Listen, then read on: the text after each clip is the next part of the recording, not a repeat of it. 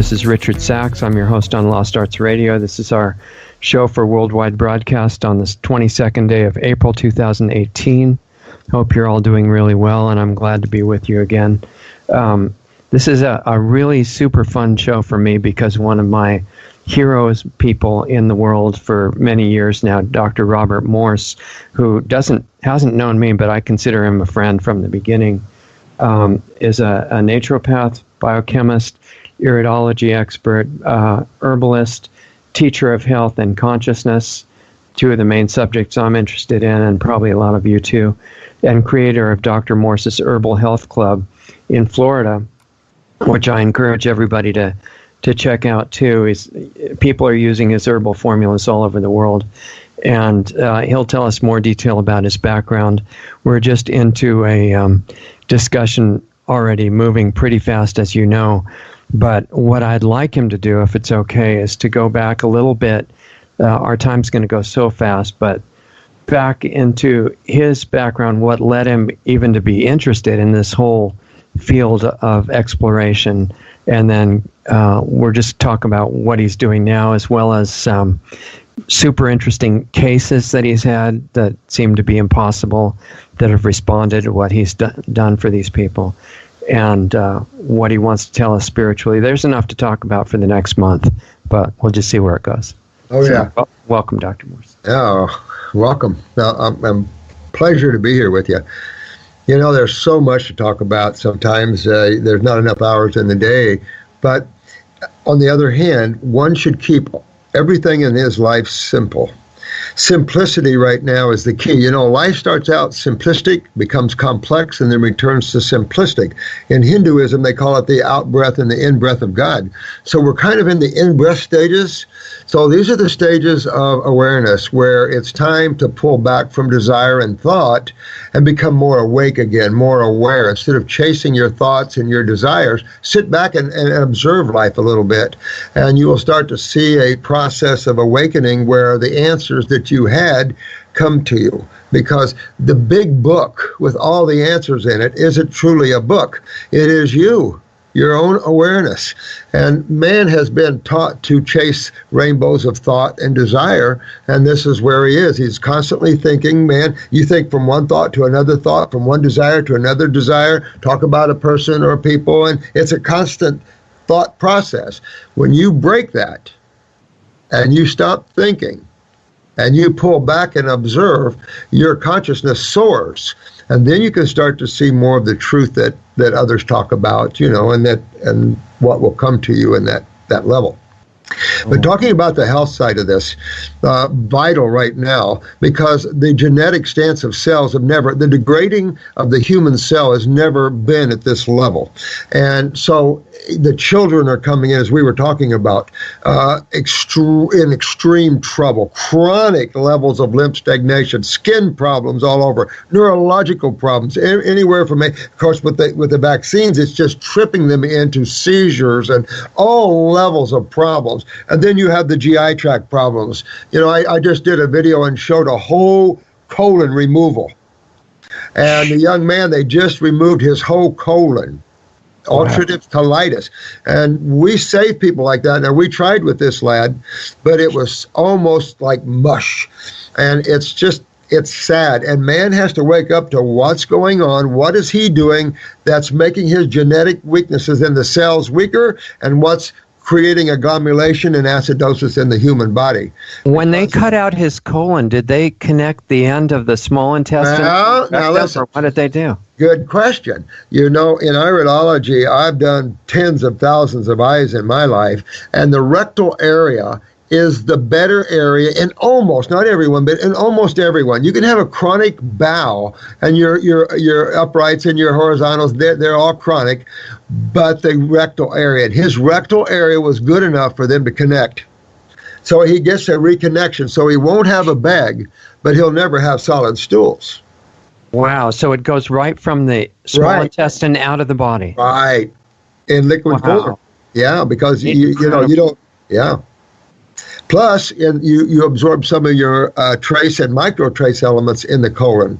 So there will be some of the trace and microtrace elements he won't be able to achieve. But the issue is that you have a small bowel around 22 feet long. It generally is in a very similar state as the colon. So he's got a lot of work ahead of him that he's not realizing yet. Because you can't just say, well, the colon, that was bad, and there's nothing wrong with the small bowel. That would be a very untrue statement. So he has a lot of work ahead of him to resurrect and regenerate the small intestine. Well, can he make part of the small intestine take over the function of the colon or not? I doubt it. Because it's the wrong size. I don't know how you would even do that. Yeah. Well, I mean, you kind of need a colon, though, don't you? Well, like I said, when you don't have one, you don't have one. It's going straight out. So thank God, if he fixes his absorption and he fixes himself up, he will be okay. He'll just have loose stools all his life, and he won't die, and he'll have a good life. But if he doesn't fix this, he will then face the same problem with the small bowel, and that probably will mean his death. Well, that's because of the idea that any problem is systemic. Right. Right. Well, when you understand how simple the body's put together, that everything is simply made of cells. All the tissues in the human body, skin, liver, heart, lungs, all things are made of cells. But you have to have some way to feed them, to give them energy, and you have to have some way to remove their waste. Just like any little baby that comes out of a hospital, you got to feed them, but you also have to clean them. Well, same thing has to happen to every single cell in your body. And think about it, even the bones are made of cells, your hair is made of cells. So there has to be a way not only to feed these cells, there has to be a way to eliminate their waste, their metabolitic waste. And that's where the AMA has failed to understand it. That's what people are dying from, is they're dying on their own metabolitic waste. Right. Now, that brings up an interesting question, because there's a lot of raw food people that look exclusively at detox and cleansing, but they kind of assume by default that it's the same procedure for building after the detox. What would you say about that? Well, I know what your feeling is with that, but I've seen it both. I've seen those fruitarians keep on going, and I've even seen it in my own self, that at a certain point where you're walking back, detox is just walking backwards in life and getting rid of and rebuilding those things that are weak and those acids out of the body. And so you can get quite strong. When you look at the primates that are in locations where they can be the frugivores that they are, the orangutans are the most exclusive ones. The babies will rip humans apart. The strength and the matter of fact, the man that had the colon removed, he sent me a picture of his, and the muscles he's put on in 2 months on a fruit diet is amazing. He looks like a bodybuilder. Now he's had some alfalfa, so that's helped for sure. Okay, yeah, because one of the things that I've seen that I didn't really know the answer to is that a lot of the few that really stick with 100% fruit or even raw vegan diet after they get their basic health back, a tremendous percentage of them end up really skinny and weak and cold and, as Matt Monarch has mentioned, kind of psychologically unstable and stuff. Yeah. And it's not from the diet. What's it from the diet? Why does that happen? Well, because I like to use botanicals to get into the body, because these people, I don't know how to explain it other than if you go on a vegetable diet, you're on an inferior raw food diet, because we're not herbivores and we don't have anything like a herbivore. We can't grind our greens. We don't have anything like that. We are true frugivores. When you get up to that level, it's such a high energetic level, it can rat you out. It's just like in having a lot of out-of-body experiences. If you have too many and you don't sleep anymore, you become more awake. It can rat the physical body out pretty bad. There was a time when I didn't sleep. I was just always awake. I was out of my body. I was traveling. I was dealing with masters and stuff. And I might tell you, my physical body just about, it tore me up. Wow. Because that kind of energy in the human body, even though you're not have your attention through it, you're still channeling it. And so this type of energy is incredible, but you have to be able to take it. So there are stages of that. If you see someone like that, then they're malabsorbed. And that's not enough raw foodists understand the lymphatic system, and you can't just eat raw foods and fix yourself. Okay, and you would say that this is where the herbal formulas come in, right? It is. When I got into raw foods, I was about 20 years old. I was building me my first house from the ground up. I wanted to build a house from the ground up, and I hired a carpenter on the beach, and him and I were young guys, and he one day he was eating fruit for his lunch, and it seemed like every day he was bringing fruit. I'm going, well, what are you eating all your fruit for like that? And he threw me a book, and probably a natural hygienic book, Shelton's or one of those guys, Right, maybe it could have been Arnold Laird, who knows? And it just click, click, click. And I'm going, well, hell, this is all truth right here. I mean, obviously, no animal cooks their food before they eat it. Obviously, destroying chemistry isn't the way to health. So it all just made sense. Yeah. But I also have learned and I used to think the diet alone will do it. But man is too genetically compromised, too lymphatically compromised. This is why I've looked for help. Earlier on in the early 70s, it was supplements like vitamins and minerals. But there was a little voice in my head saying, look what I made. And it was the botanicals. And my God, I can do anything with botanicals. I can open you up. I can do anything with them. What's the difference between using the botanicals in fresh, live form versus powdered, dry form? Well, there's a lot more enzymatic action and a lot more energetic action in the live form. It would be the ultimate to get live herbs, but it is impractical when you're dealing with thousands and thousands of people around the world. You just can't do it, And then certain zones don't have the herbs that you're looking for. So you have all these different zones. Exactly. So we don't cook, of course, and we allow a 30-day distillation time. And I have a 110,000-pound press, and we're 1 to 4 concentrates. You can't get any better than that unless you blow dry them and reconstitute them. And it's a big job to get down to 1 to 1 to 1 to 2. And then I'm not sure you don't lose some of the consciousness of that, because I'm about the consciousness of the plant. Right. And some of that will dissipate, like you said, in drying that. And see, that's the only negative part. It still has incredible results.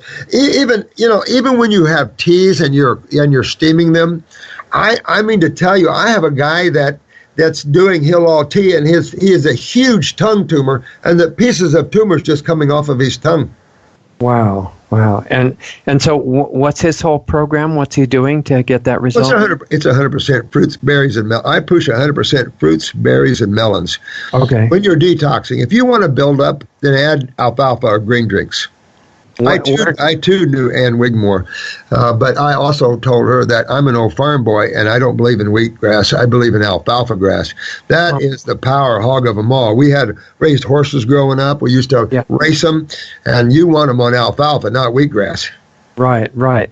Now, how would they do if the alfalfa was dry versus the fresh? Well, they do mostly dry alfalfa. Horses do mostly alfalfa hay. Hay, right, exactly. So it's dried, mostly. Okay. So if you can have raw alfalfa, absolutely. To me, raw is always superior, but not always available to do that. You know what I mean? You mean fresh raw, like live. Right. Yeah, and we were talking about that earlier, about greenhouses and having foods in Alaska and having availability of fruits where people don't have them, because these are the foods of man. Man migrated in wrong environments. It's not the environments that make our food. We're living in hostile environments for the Homo sapien. Well, it seems like a couple 100,000 years ago, humans originated in southern Africa, most likely, and they migrated all over the place from there. Yeah, and according to the Discoverer, National Geographic, and looking at that, man originated as islanders, and then the migration happened. So man is an islander species, a frugivore species, and that's what man has to get with. And what's interesting is we can take you from any diet you're on, put you on a frugivore diet, add the herbs to get the kidneys to filter and all the stuff, and before long, your problems are gone. Wow. So do you see any application or use at all for nuts, or are they a mistake to eat in general? You know what? I mean, if you are done cleaning yourself out, you got great absorption, everything is good, what's wrong with a few nuts? Okay. But if you're in pain and you've got problems, you do not want to do protein, including nuts. Right. The medical doctor came to my class one day in extreme kidney pain. So I took 2 days, got the pain out of him with herbs and foods, and then I gave him a Giuliano dish of meatloaf, which had nuts and veggies in it. That's all it was. And he went down on his knees in pain. And I told him, I said, Doc, this is why I don't give people protein when they're in pain. Right. So Exacerbates pain. So if he got to the point where he really was totally cleaned out and functional, then it might be go back and have some nuts and everything is fine. But take a look at this. You want to take a look at the geographical location of nuts. We're islanders. So we want to look at more pine nuts, more lipid nuts. We want to get no more than pecans or almonds, the lower protein nuts. You don't want to get up into the walnuts or higher protein nuts because those are people that live up in the northern environments. And again, you have to be alkaline to be able to eat that acidically. Okay, interesting. See, you don't want to be acidic and eat acidic. That's where you get into trouble. If you want to eat acidically, then you have to be alkaline. And that's where it'll be a while before the average human becomes more alkaline dominant. What do you think about honey? I don't mind honey at all, to be honest with you. I know people have different things about this and the bee, what do and stuff like that. But you know what? I don't know. I think it's a treat. Yeah, okay. I did burn out with honey years ago. I had health food stores and I burned out with honey. So I don't like it right now because I ate too much of it. But I think as a treat, just like the villagers, a treat, it's a nice little treat.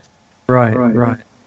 It's like a medjool date, man. You're not going to sit there and eat a handful of medjool dates and go into blood sugar things.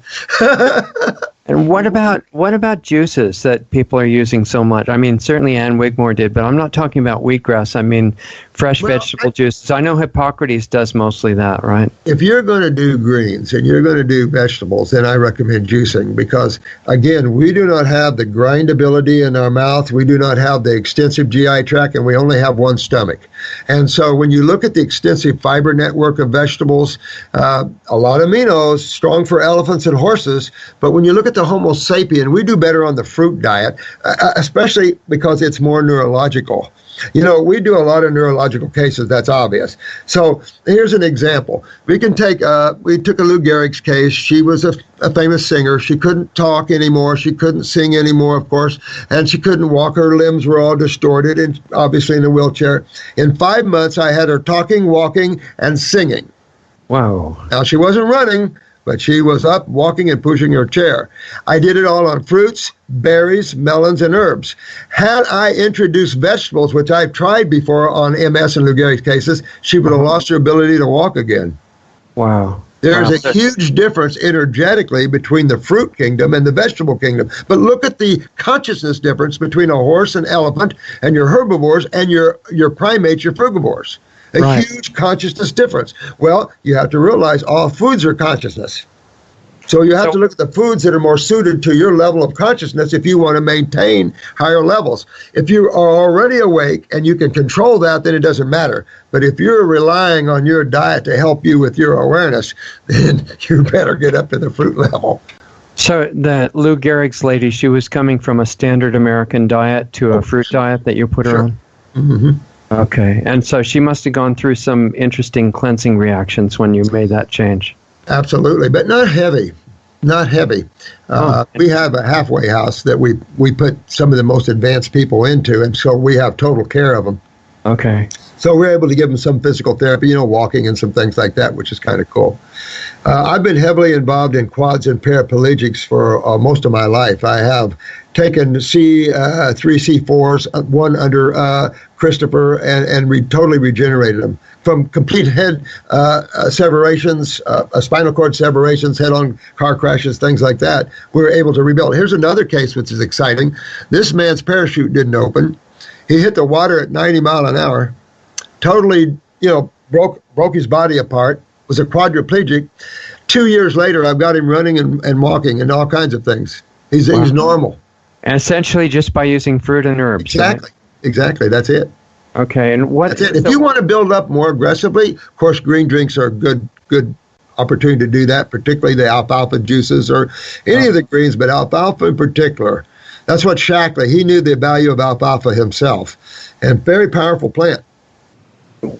There's at least, a couple of weeks of questions I want to ask you, but we'll do what we can. So, okay. One thing is, what's your comprehension of carbohydrates compared to the current archaic science concept of that versus what you've experienced? Well, the average person thinks carbohydrates are starch.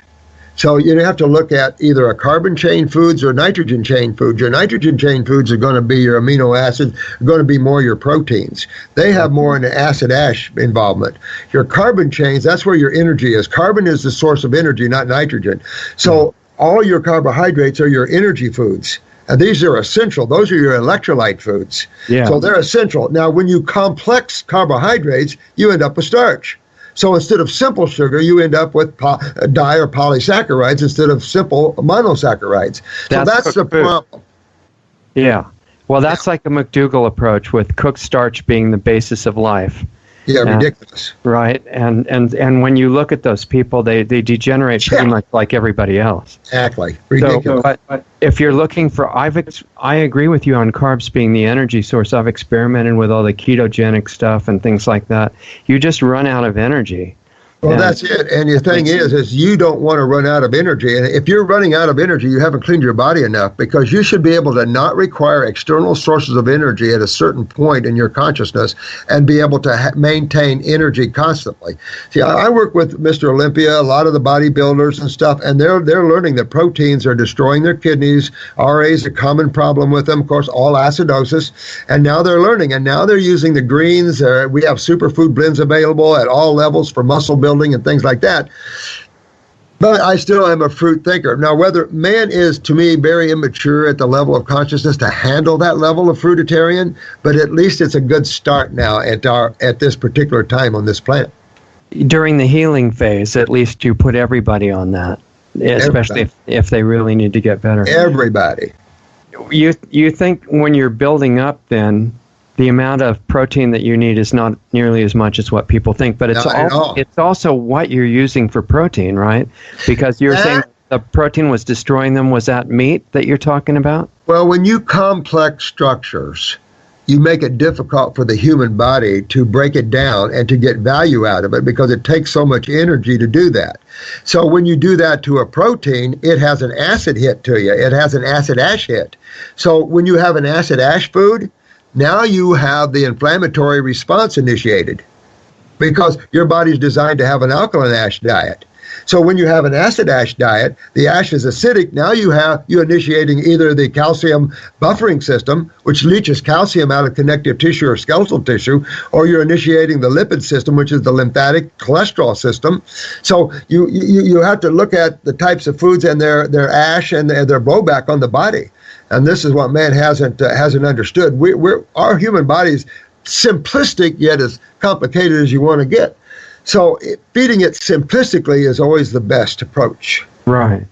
Now, but what you said about the protein destroying the bodies of the bodybuilders over time. Oh yeah, absolutely. Was that because it was cooked meat, or was it because it was the percentage of protein that you would also find in alfalfa or something like that? It's a fact that these foods have an acid ash. In other words, they break down into acids themselves. You don't want to eat foods that break down to acids. You want to eat foods that break down to electrolytes, because acids are what's created through metabolism and the Krebs cycles and methylations and all the things that are going on. Acids are the spin-offs, like ascorbic acid. These are spin-offs of metabolism and things. And so these need to be eliminated out of the body. Acids can't be retained without serious blowback. So they must be eliminated. So the diet coming in must be electrolyte rich, a carbohydrate rich diet.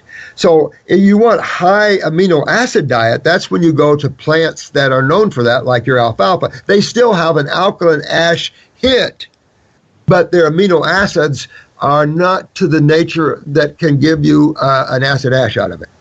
So as far as nutritional requirements, you could get the protein for building. Instead of nuts, you could use like green juice and things like that, right? Well, I think that the word protein is a misnomer, because the body can't use protein. The body can only use amino acids. So it has to break the protein down into the acids. So if you eat a protein, you've got to break it all the way back down, and it's an acid hit, and then it leaves an acid ash. So your bicarbonates have to be good, but the problem again is it has an acid ash. So when you have an acid ash, the body has to neutralize that acid ash. You either have to get rid of it or neutralize it. Well, to neutralize it, it has to steal electrolytes, and calcium is the abundant one. So this is where you get calcifications, you get stenosis, hardening of the arteries, you get bone spurs. All of these things come out of that matrix of acidosis, leaching calcium to try to buffer it. Okay. And for carbohydrates being the basis of energy, no matter what diet you're on, right? Like the cooked starch people are taking it from cooked potatoes and rice and stuff like that. I mean, what do you do when you cook? I mean, that's insane. To anybody that thinks that cooking a food makes it better is living on a planet far, far away, because that is not the case at all. Whenever you introduce acid or heat, you create agglomeration. So you destroy anything water soluble. So you're destroying your bees and any of the flavonoids, and then you're agglomerating the rest of your chemistry. And they claim that's better for you. And then, of course, like a potato or anything growing under the ground, like carrots, those are starchies. So they're even more of a disaccharide or polysaccharide. And then when you cook them, that really seals them in. See, you could take hogs, and there was a potato farmer that grew potatoes to feed the hogs. And the hogs just wasn't gaining weight. And he couldn't figure out why. And he called a doctor out, and he says, well, I don't know either. So then he called a naturopath out, and he says, I don't understand why my hogs are not gaining weight with these potatoes. And he said, cook them. And what happened? You'll put fat on. Yeah. You'll fatten them up then, because now you're converting all that into starch. I mean, you know.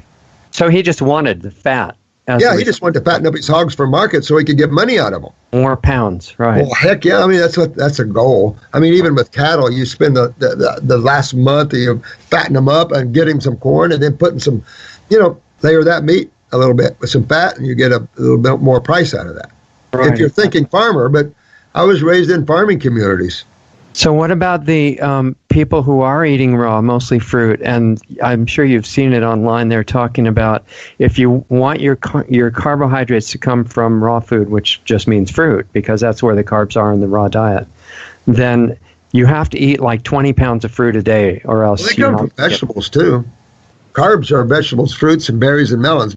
Well, here's the thing. It's different when you're an absorber than when you're a non-absorber. If you fix your lymphatic system and you start absorbing your nutrition, you'll be amazed how little food you really need, because you're getting your energy from your consciousness. Remember that as you're growing, you're also becoming more awake. You're removing the obstructions to the flow of your consciousness. That includes thoughts, emotions, and of course acids and mucus and all the other stuff in the physical body. So as you remove these obstructions to the flow of consciousness, let me tell you, your energy soars and it don't stop. You can't hardly turn it off. So you really can't just look up the requirements for nutrients. They change according to the condition of your body, right? Yeah, and here's the other thing. Man has to get out of their minds. Man has gotten so intellectual, he doesn't know what truth is anymore. Let nature deal with that. Man is lost. 50 years ago, I've been in this field almost 50 years, and 50 years ago, the medical profession would come down on us, try to get me in jail all the time, said, you can't recommend supplements, they're bad for you, they're toxic and stuff. Now I learned that, yes, you were right, and no, now they recommend supplements, and I'm saying no. That's great. Yeah. Things evolve. Here's a mystery that I've been looking at, that one of my projects I'd really like to solve it. And starting out with the observation that all the people in the conventional world of fitness, and not the gigantic bodybuilders on steroids, but the ones who look really good and strong and athletic, every single one of them comes down to three things that they eat: meat, mostly chicken, rice or potatoes, mostly rice, and steamed like broccoli, and they don't eat anything else. And temporarily, obviously there's health problems later, but in the meantime, that's how they get all the action heroes for the movie to look like they look, and they look beautiful for a while. So what I'm thinking is, all right, we should be able to do the same thing without sacrificing the health by using different sources of, obviously the carbs are fruit, but the amino acid that they're getting from cooked meat, we should be able to provide those from a different source and have the same result and show up for the same action movie and look just as good. So you should be able to, yeah. I mean, you've got Antoine. You've got a lot of bodybuilders that are trainers, that are training bodybuilders, and they're all into the greens and things. And so I think you're going to see a whole nother level of bodybuilding. We'll just have to watch and see what that looks like, to be honest with you. Yeah, I've seen some cooked vegan bodybuilders, but no raw bodybuilders. Yeah, it's coming. They're out there. They're working on it. We're working on them right now. Matter of fact, good. Antoine's a big one, boy. He's incredible, and he's extremely well known in the field of bodybuilding and trains. I've got his book here somewhere, but is he 100% raw? He is 100% raw now. I'm pretty sure. Don't quote me. I mean, he's working with one of our counselors here, so I haven't talked with him in a little while. Okay. I don't see people anymore too much. I'm doing videos, and right. I'm telling you, it's crazy out there. Yeah, I would like us to demonstrate that, like you're saying, that you could do the 100% raw, have plenty of carbs, plenty of energy and everything without needing any of what they say you need. Well, think about this one, too. It's also about flexibility and endurance. You know, when you start getting beefed up, you start getting stiff, and the kidneys start hurting. I'm very aware of this level, and it's not fun. I'm also a martial artist, and I can tell you, I'll go for flexibility any day over stiff and tightness, because you can have nice muscles, but you can be flexible, quick, and your mind is quiet and watchful. Right, exactly. There's a guy in Florida that has started a big following with what he calls calisthenics, but it's jumping all over bars and doing things that only monkeys normally can do. Isn't that wild? He's very, very strong. His name is Chris Heria, and he's very inspirational, I think. He only eats after like 2 in the afternoon or something, but he's still on those 3 things the usual guys eat. I'd like to be able to demonstrate something like what he's doing, because he's not too big and he's incredibly athletic, but do it all on raw food. Oh, you could easy, and be more athletic on raw foods, because we have them. I just can't tell you. We have videos here. We have athletes at every level that are all raw, and you can't believe it. Matter of fact, I have a video. I think it's up on our YouTube site. And she's a black athlete, and she was at our class, and she's unreal. 100% raw, of course. All the ones on our side are. Wow. At least they're if there's any of those guys that wouldn't mind talking to somebody, I'd love to meet some of them. All right. You know what? I will tell Megan, and I will have her to get you in touch with her. You'll love interviewing her. Oh, yeah. I would learn a lot from them, and I'll promote what they're doing and everything. So Ian, he just put some videos up on our YouTube site as well. He's a muscle builder, and he's all raw. So you'll want to talk to him, look at his body and how nice it is. I definitely need to do that, because I'm living this experiment now. I don't even eat anything unless it's part of the study I'm doing. Oh, no, you need to talk to these guys, because these guys are athletes, and Yeah, I got to do that, because I think I want to demonstrate all these things so people know we're not just talking, you know. But they went through the you know. They spent 6 months to a year doing raw, getting their bodies. He got so skinny because he was malabsorbed. So he fixed malabsorption, and so look at his muscles today. I'll hook you up with them. I would love to be in touch. You'll be amazed. Yep. Yeah. Okay, now one thing I want to make sure and do, which I had promised people, is to go back. I want to introduce you in depth as the person you are, and I want to start with a little history, because it'll show your learning process. And if you go back to the 60s or as far back as you want to go before you were into this stuff, and just tell what you would like to about how this developed for you. Well, I'm an old farm boy, sort of, and I'm from Indiana originally, and I can't stand cold weather. So as soon as I graduated out of high school in '68, probably the same year you did, and I got my butt south, because my dad had built a house on an island down here back in 1950, and we've been coming down every year, summer and winter, just as a vacation. And I said, I'm on my way. So when I got down here, I spent a year trying to figure out what to do, and I decided I want to become a builder. And because we built a lot of barns and things on the farm, so I built my first house, and I needed a helper. And like I was telling you, I hired this carpenter on the beach. He was bringing fruits in his basket for his lunchbox for lunch, and I'm looking at that going, what? Because I've always had this inner need for health, but this inner need to know what the deep alone state is, if you know what that is. Yeah. The very deep alone state. When you the one where you find out that it's impossible to be alone. Exactly. That alone exists, and yet all things exist in the alone state. Right. So anyway, I just took off. I went on a 6-month orange fast. I've lived in a Volkswagen van, moved into the woods. I lived out in the woods for about 2 years or so, and lived as a fruitarian. And I got, then I immediately got hold of Eckankar books and books about out-of-body travel. I got into the Rosicrucians first because I was just, I wanted to learn out-of-body. You can leave your body at will? You can't? Wow, I got to do this. So I spent about almost 30 years in Eckankar, which is, I will say similar to Kirpal, similar. In the sense that, because you talked about Kirpal Singh, I knew Kirpal Singh. I met Sudar Singh or Darshan Singh. Darshan Singh is the one I met. Okay. But the Ek Masters are much different than those. I agree with you in the strictness and just what you were telling me about that earlier. You want true spirituality. You want to go above Satnam world, up into these higher regions and work with these beings because they are real. They take you at night through the course of unfoldment. It's amazing. I can't even describe the amazing experiences one can have working with these beings. Yeah.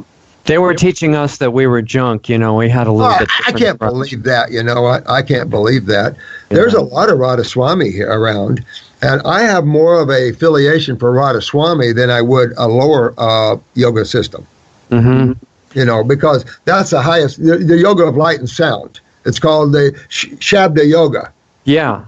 They talked to us about that, but they said that we would never know anything except obeying the master. Are you kidding me? Nope, I'm not. You know what? I did it for 12 years. Yeah, ridiculous. Each and every one of you come out of the heart of God, and all you have to do is wake up and know it. And all you need is a buddy to tap you on the shoulder, and a true master will only tap you on the shoulder and say, hey, you're the way.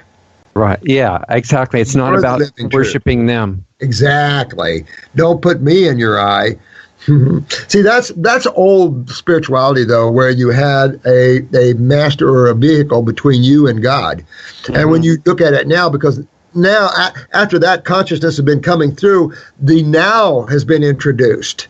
And so the present moment. So where it was a journey before to the God state or self-realization and God consciousness, now, if you get it, you can snap your attention and change your attention from looking to God, from looking from God. And it's changing your perspective. And when you learn how to do that, you don't need years of study because you already are that which is. All you have to do is change your perspective. You don't need to follow a master around India all your life and fall into some of those traps. Yeah. It's a different kind of ego thing. Yep. Anyway, so how did you go from building barns to getting into the health stuff? Well, when I went on a 6-month orange fast and raw foods, I said, how can I help people? So then I opened up health food stores, and I started eating out of my own health food stores and started getting sick again. That's interesting. Well, because nuts are great for you, right? So I'd eat handfuls of nuts. Yogurt, excellent for you. So I would eat yogurt like crazy, and I even had raw milk yogurts back then. I had raw milk cheeses, and all that was healthy because it was raw. But my health didn't, because I'm coming off a fruitarian level, and I got sick, bloaty, painful, and I'm going, what? This isn't health food. Well, there's people that eat raw meat too, I know that. Oh, I got stories on that. Listen, I've got a ton of stories. I've been through a lot of levels. So I want to hear as many of your stories as we can fit in. Oh, I'm telling you. Just amazing stories. There was about 3 of us that were high level raw, And I never did do the raw meat because I had to get rid of the meat. That was the big thing, is getting rid of the meat, and spiritually and physically. But I had a friend, he said, raw's raw, and we'd go on a pier and catch him. He'd just break them off and eat them just like that. Wow. And it's like, oh, God. Some people can go way out there. We got people on our site that's doing like 15-day dry fasts. The stuff well, you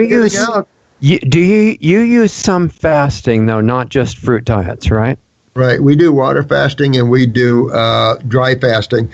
Our gig is get your kidneys filtering. And here's something very important. When I lived in my Volkswagen van, there's no bathroom in them or anything like that, right? So at night I'd have to pee. I'd pee in a jar and just set it up on the counter there. Okay. And in the morning I'd get up and see all this white sediment in it, and I go, oh, well, look at that. I'm getting good stuff out of me. So each day I would look to see how much I got out of me. So later on, when I became a naturopath, and I was reading blood work and urinalysis, and I was going, urine clear. What? Urine clear, urine clear, urine clear. And all these urine analyses, I'm going, urine clear? What the hell is that? And then I realized man's not filtering.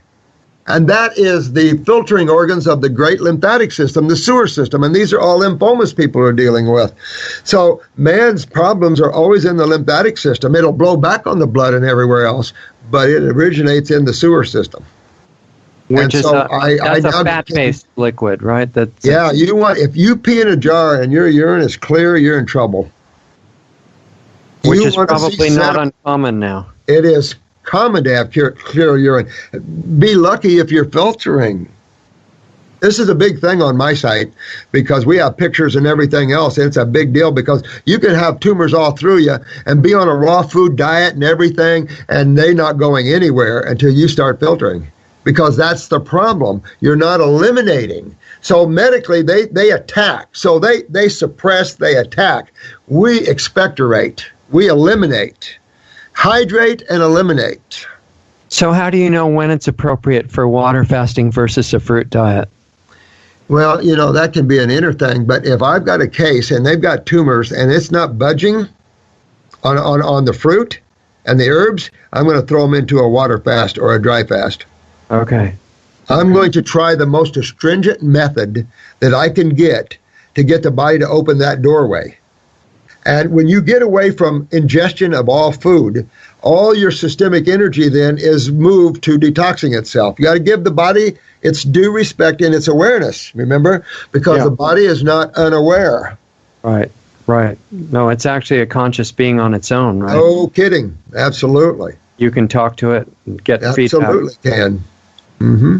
So at the water fast, you're watching for when to end it, I guess, right? When you put you know what? These are sort of things I think you use your inner guidance. When you get to the point you feel ratted out and you just kind of feel everything is breaking up too much, then you can break that.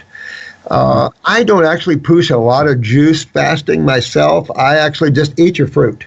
Go on. My big deal is go on like a 20, 30, 40-day grape diet. Just eat grapes for a month and see how you feel.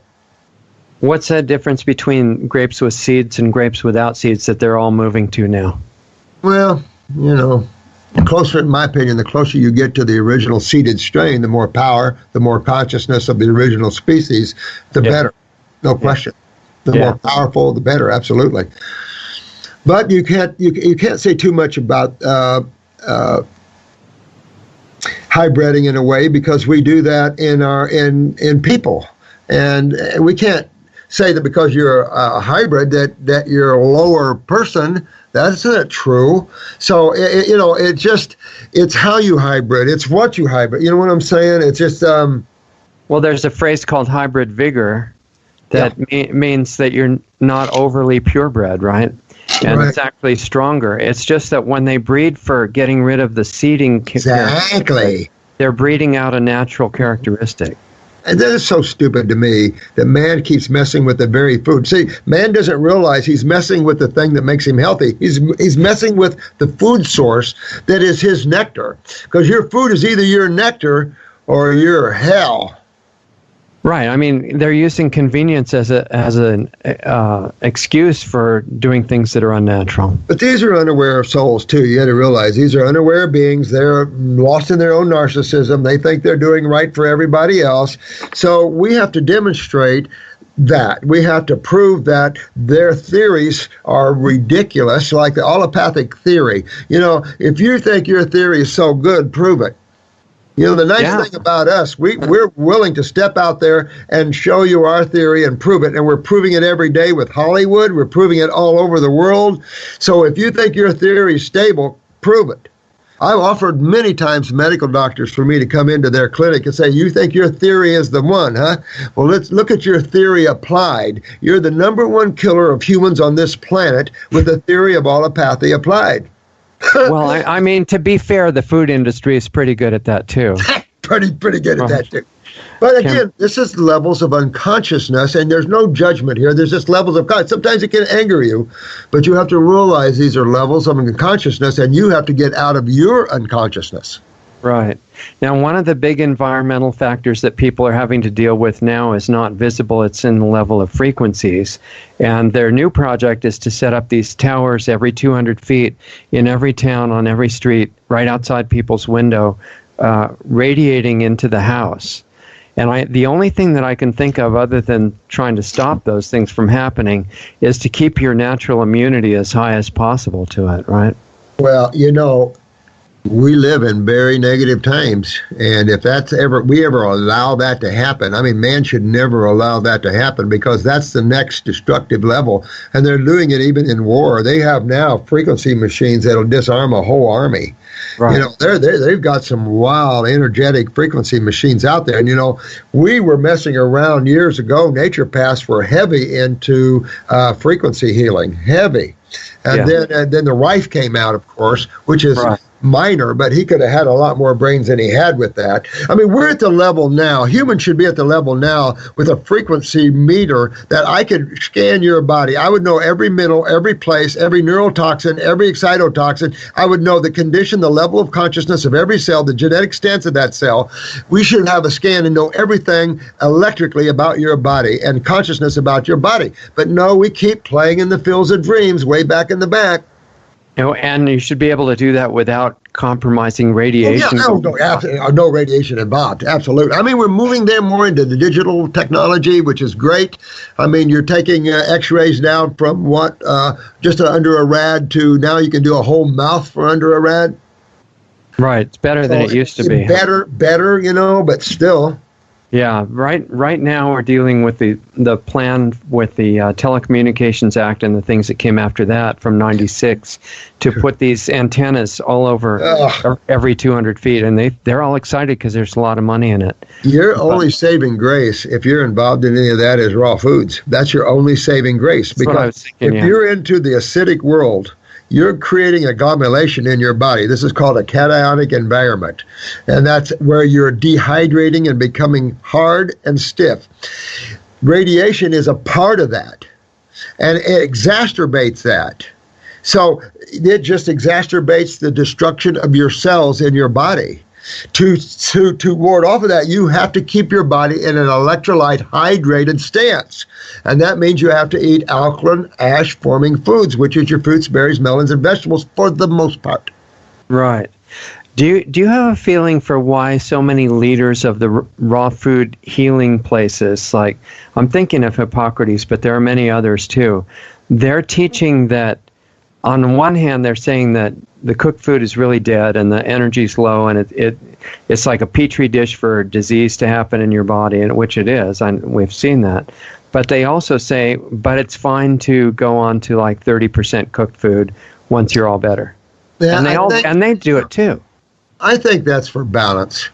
I don't have anything good to say about the Hippocrates. I know Brian well.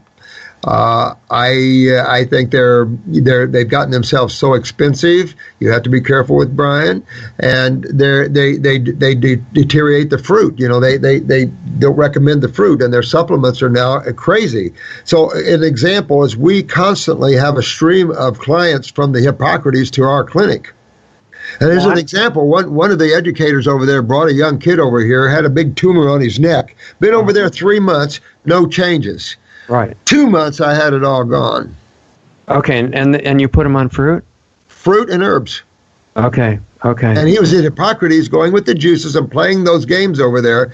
And when you have tumors and your life is short, you do not want to sit and twiddle your thumbs and play games. Well, a lot of them say, too, that in a situation like that carbohydrates are really dangerous and it has to be absolutely ketogenic. And they do what you just... Who says that crap out there? These are people that don't know you-know-what from the hole in the ground. Are you kidding? You don't want to create a ketogenic diet. That's a lipid-rich diet. The problem with that is ketosis and ketoacidosis. You don't want to put the body in any of these stances because the body's already been in an acidotic stance. You've got to electrolyte it and hydrate it. You got to get it on the alkaline side. I don't know why people get lost in these sort of things. Yes, if you increase your lipids, your symptoms will go down. The reason? Lymphatics. Your lymph system is a lipid-based system, and lipids are the best level of chemistry to neutralize an acid. Electrolytes will burn up so fast that it's difficult. What some of them say is the cancer cells have all these sugar receptors, and they really like to eat sugar. And crap. Every cell in your body requires sugar. Right. Every cell. Right. Even a cancer cell. Every cell in your body requires ATP, ADP, and ANP. All these are required by your cells, right? So if you're going to starve a cell for sugar, you're going to starve all your cells. Your whole body. Your whole body. So it's right in line with the consciousness of chemotherapy, which says just kill your whole body because you'll also kill the cancer cells. It's in line with the stupidity of the word cancer. I mean, you have to understand what that means. People don't understand. They think it's a disease. There's no such thing as diseases. That's a medical brainchild. That's a Rockefeller brainchild, basically. Because if you categorize things, then you can make up certain treatments for different ones. Exactly. You can take a set of symptoms and put a doctor's name on them all you want. And then that suddenly becomes a disease, and then no one can treat it but the medical doctor, see? And that's their ultimate plan, is turn everything into a disease where no one can help you but the medical community. That was his big plan. They're actually patenting the diseases now in some cases. Mm-hmm. Absolutely. And in California, they have some wicked laws about using, as a matter of fact, Napa Valley's coming after us for using traditional uses in our formulas. Because they own the word traditional? Yeah, we're not making any claims. Matter of fact, my big claim is allopathy theory is bogus, that the whole concept of disease is bogus, and we can prove it.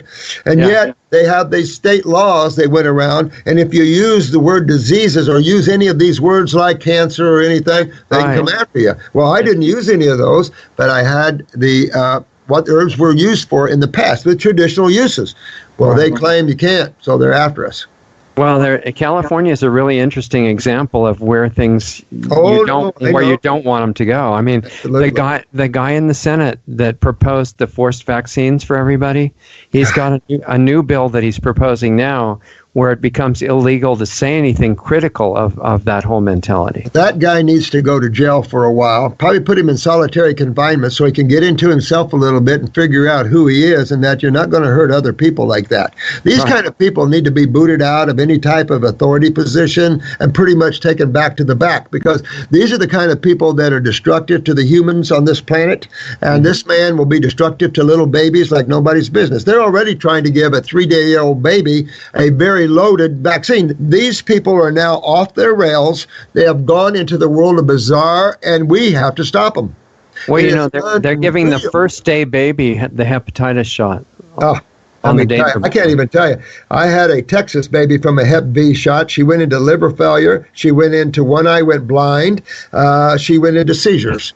And it took me about 4 months to get her out of all of that. Wow. And that was from the Hep B vac. Right, exactly, which they would say is unrelated. That one of the nurses that was fighting the mandatory flu shots and stuff that was on our program said, doctors are taught true, unrelated. In other words, yeah, that happened, but there's no connection. Exactly. That's the idiocy of their thinking. And if you're going to be a medical doctor and be that stupid, be aware, because the inhabitants of this planet are getting more awake, be getting more aware. You couldn't believe the amount of people we're working with and their awareness, because I made my YouTube site an educational site, so I teach you everything about the body and how everything works and how to fix it. Because too many people are falling prey to allopathy and losing their lives with it, or getting severely mutated with it, and that's got to stop. How did the lady who was suffering from the hepatitis shot get to you? How did she find you? Yeah, that's a good question. I don't remember. That's been a lot of years ago. She found me somehow, but this was an 18-month-old baby, and at 4 months she had a Hep B vac. Her left eye turned east. She went blind in one eye. She went into liver failure, and she had seizures. And I cleaned all of that up in 4 to 5 months. And were you treating the baby then? Oh, yeah. Okay, so, and the baby was how old when you were? 18 months. Okay, so what do you have to do different with an 18-month-old baby than an older person? Nothing. Dosages. I don't do nothing hardly different. Now, an older person, I can go full bore. I can kill worms. I can go fast in you and aggressive in you. On the babies, I go lightly. I still go after the kidneys, the lymph system, the endocrine glands, the neurological systems, because I'm going to get your baby awake. I'm going to get your baby strong. I'm going to get the endocrine glands strong, so your baby's growth will be good. Your baby doesn't have tumors, all of these sort of things. So, I get the same foods. All the babies go on fruits because we're frugivores. I mean, if you took a room full of kids and you put a table up of fruits and you put a table up of vegetables, I can tell you which one's going to go first. Absolutely. The fruits Absolutely. We're frugivores, man. Yeah. So did you grind it up for the baby or what? You can juice it up for the baby. You can also get the baby applesauce with cinnamon in it. There's a lot of ways to feed babies, but I'm going to tell you, we get babies off of nursing in the first year. I can just tell you right now, if the mother is eating an acid ash diet, her milk becomes acidic. Yeah. And if you're nursing your baby and you notice he's getting colicky and mucusy, get him off. Because if you fill your baby full of mucus and acids, now you're in trouble, because now you have to go to the medical world. And once your baby is diagnosed in the medical world, you have no control anymore. Yeah, in fact, parental rights. Well, CPS can visit you too, right? And, let me tell you, there's a thing in California. I've got a couple of people, runners with their kids, and he knows the law where nobody else does. They're so corrupt in our judicial system in this country. They've done things with the birth certificates and all these things that most people have no clue. You probably do, because you've been studying it. The difference between a live birth certificate and your birth certificate, the jurisdiction that the state has if you don't claim the estate of your child. I mean, this gets big, and what they've done to claim the jurisdiction, and that's the problem. What gives them jurisdiction over your baby? I think a lot of those guys don't even know who they're working for, because at the top levels, it's not about the money at all. It's a totally different thing. One of the things they're trying to do right now is total gender confusion, if they can manage it. Sure. And in California, which is leading the way, as usual, they are saying that now they're saying it's not about observing which sex the baby is born. It's arbitrarily assigning a sex to the baby, and that's racist or some other thing like that. So now the parent can decide later what sex the baby's going to be. And in England, actually, which is doing the same thing, they're saying the parents can give them chemicals to change their hormone balance and make them the other sex if the parent thinks it's a good idea. Isn't that amazing? It's, pretty. I don't know what to tell you about that. Man is going off his rocker. And it'll come into balance, I'm pretty sure. But all I know is that I'm here to stabilize the health industry. We've been so, just like you said to me, we got Brian over here thinking this way, and someone over here thinking this way, and someone over here thinking this way. We want to show you what works. Just be a simple demonstration. Absolutely. Right? What works every time. Truth is truth. And what works every time. Yeah, you can augment things. Yes, if you rat out, you can add some cooked foods, because, you got to realize man's consciousness isn't open yet, hardly. And so when you're introducing these energetic high foods, it starts to open you. And you're either going to get confused or you're going to go with it. And you'd be surprised at the opening, how's opening all our YouTubers up. It's amazing to see the spirituality on our site now. Yeah, I've been watching your videos for a long time. Well, I have my own school, and years ago I couldn't hardly talk about spirituality in them. It just, I would have Seventh-day Adventists, and I would have all the different religions would come to me. But now my classes they're pulling it out of me. They want more. They want to know the connection. They want to be awake. They want to work from God consciousness, not from the human consciousness. Right, exactly. So the one that brought her baby to you, how quickly did the baby respond, and what stages did she go through? Oh, that's been a lot of years ago. We've had thousands of babies since that have corrected them in every way you can imagine, from tumors. I was telling you about the 9-month-old baby that was born with a tumor on her eye, and they were going to remove her eye, and the family found us, and we got the tumor out and saved her eye. We just have a laundry list of those children. The pituitary weaknesses are all over the place, so the children are undeveloped. We catch them up. We work on the pituitary gland. We get the endocrine glands healthy. The babies grow and catch up. I mean, there's all kinds of cool, fun things you can do with your body and your baby's body in Wellville. Right. And it just simply comes down to fruit and herbs every time. That's it. That's all you need. The food that's designed for man. Of course, I like berries too. Berries to me are the supreme ones. I'm including berries, yeah. Yeah, because they've been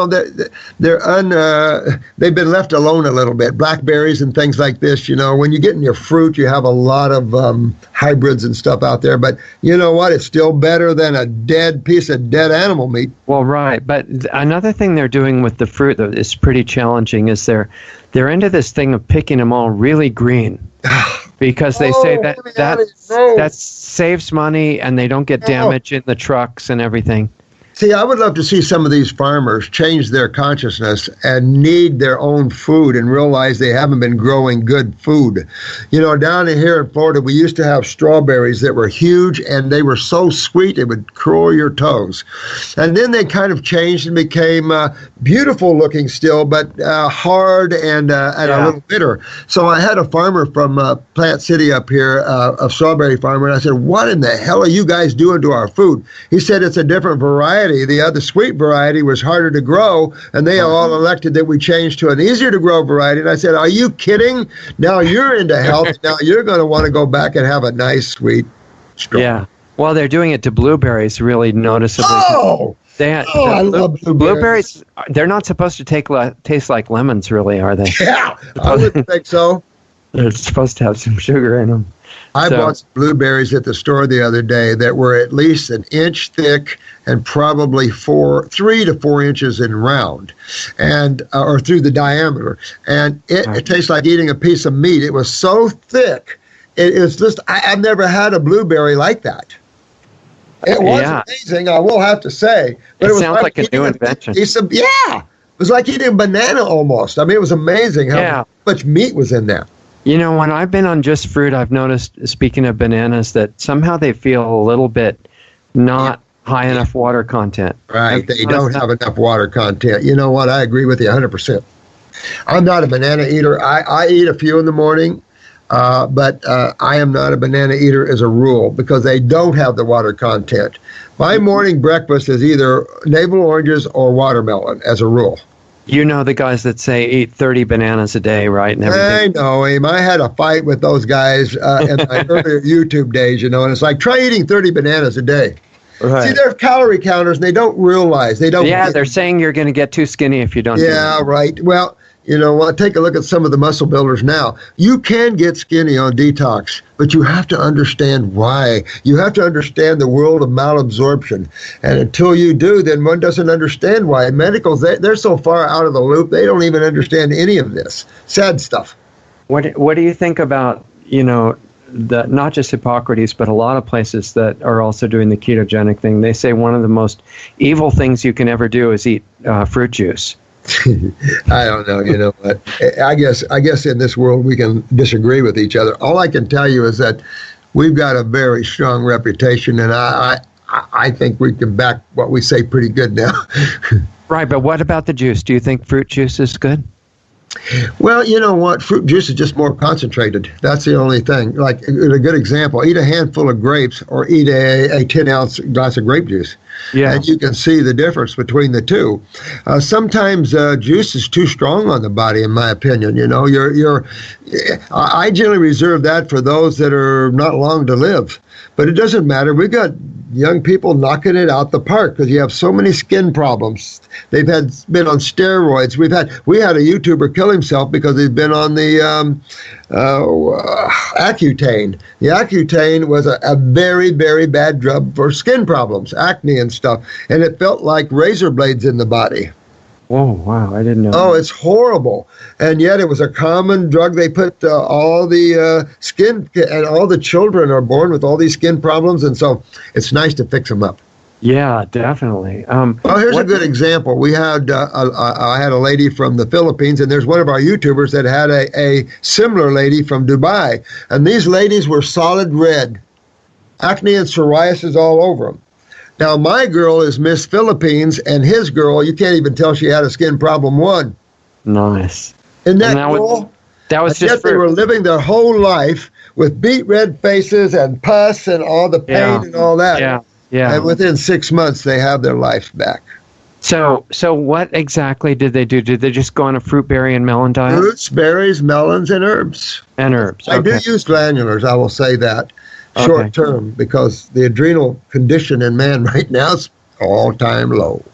Yeah, yeah. So, but if somebody's really devoted vegan and they don't feel like doing the glandulars, can they usually still do it okay? Oh, yeah, absolutely. Absolutely. We have other ways. Okay. But when you're in serious distress in the adrenals, they control the kidneys, of course, and the kidneys are the eliminative organs of the lymph system along with the skin. So if you're not eliminating lymphatically, where is your acids going? They're going back into the body. Right? Yeah, they're staying. And when things become acidic, things become cationic. In other words, things dehydrate and dry out. So you become dry. You become dry mouth, dry eyed, you dry out, you're dehydrated, you become stiff, pain, tight. And the only way out of that is to go right into the other side of chemistry. All right. So isn't it interesting that from what you're saying, two of the main criteria of youthfulness are flexibility and hydration? Very much so. And both of those come from exactly what you were just saying. Exactly. Exactly on point. What about all the super popular 80-10-10 stuff that's going on around the world?